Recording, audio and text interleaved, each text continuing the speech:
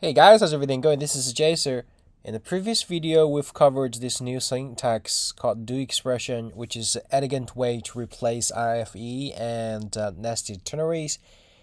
And also, we have this upcoming async version of do expression, which is simple. We just add this async keyword before this do keyword, and now this block will be run in the asynchronous context.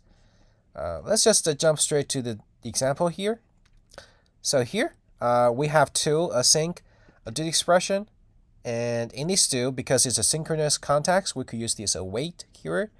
So now we could await and then await fetch the data and then result JSON, and await it.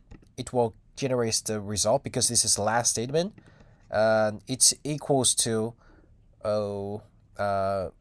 something if we wrap into an IIFE, like this is a synchronous function because we want to use await and then return it. So this is a much simpler version of this, right? And more elegant, I would say.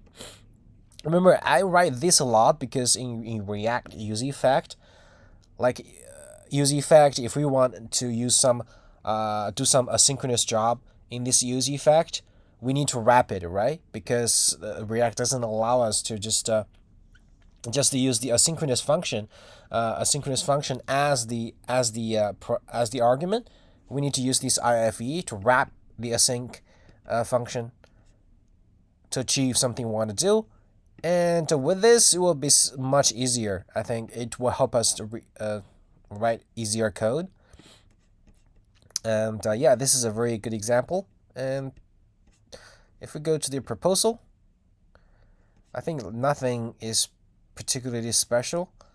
It's built on top of a do expression.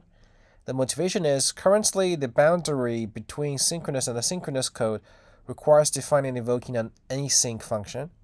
In the case you just want to perform a single operation, that's a lot of syntax. Yeah, this is async IIFE. This lets you write async do instead.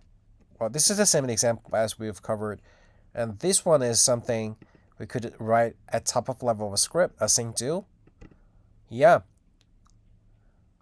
looks good. Yeah. I need to just remember this do. Do means like have some meaning of execution. It doesn't mean if we are familiar with the async function declaration, this looks like something similar to a function, but actually it means do execute this block in a synchronous context. Yeah, that's pretty much of this video. Nothing so special. Hope it helps. See you next time. Bye bye.